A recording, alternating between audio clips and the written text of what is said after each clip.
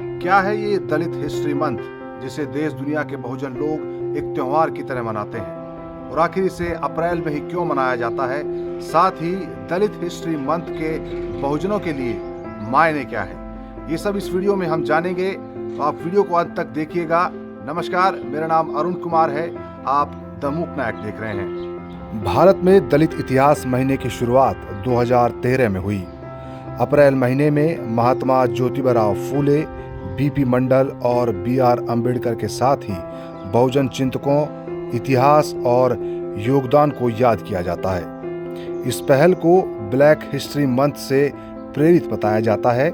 इसे Africa America इतिहास महीने के रूप में भी जाना जाता है, जिसमें वहाँ के अश्वेत लोगों के इतिहास में योगदान को याद किया जाता है।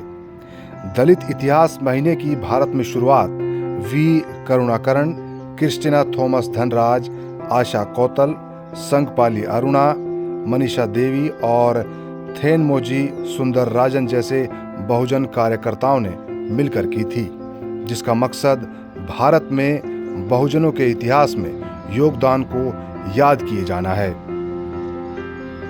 दलित इतिहास माह की आवश्यकता उसी तरह महसूस की जाती है जिस प्रकार इतिहासकार कार्टर जी वुडसन ने 1926 में निग्रो इतिहास सप्ताह के लिए जरूरत महसूस की थी। वुडसन के शब्दों में, यदि किसी जाति का कोई इतिहास नहीं है, उसकी कोई मूल्य परंपरा नहीं है, तो यह दुनिया के विचार में एक नगण्य कारक बन जाती है और इसके समाप्त होने के खतरे बढ़ जाते हैं। इस बात को नहीं नकारा जा सकता कि भारत के इतिहास निर्माताओं, जिसमें ज़्यादातर सवर्ण लोग रहे, उन्होंने बहुजनों के इतिहास में योगदान को तरजीह नहीं दी और न ही उनके संघर्ष को इतिहास में ठीक तरह से बताया गया है।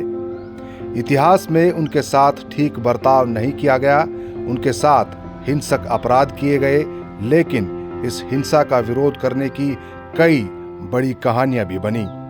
ऐसे उदाहरणों को इतिहास में ठीक तरह से नोट नहीं किया गया, क्योंकि ये सब लिखने वाले ज़्यादातर लोग सवर्ण लोग रहे। इसे देखकर लगता है कि इसमें एक विशेष वर्ग पर ज़्यादा ध्यान दिया गया है और दलितों के इतिहास और उनकी सामाजिक लड़ाई को बिल्कुल दरकिनार कर दिया गया है।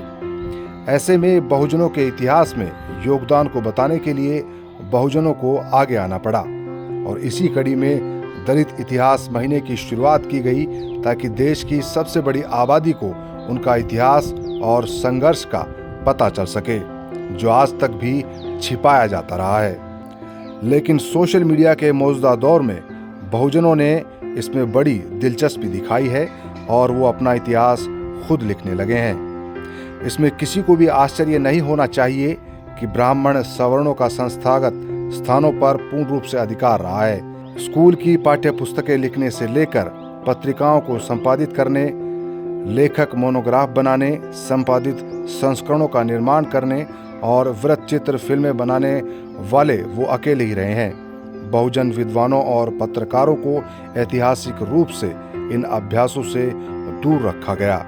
इसलिए भारत में इतिहास लेखन ब्राह्मण सवर्ण चेतना का एक उत्पाद मात्र रहा है। बहुजनों के लिए ये महीना बेहद खास रहता है। उनको न सिर्फ सोशल मीडिया पर पोस्ट करनी चाहिए जयंती मनाने के लिए, बल्कि जो बहुजन नायक रहे हैं उनकी जीवनियों को पढ़ना चाहिए और अपने जीवन में लगातार उतारना चाहिए।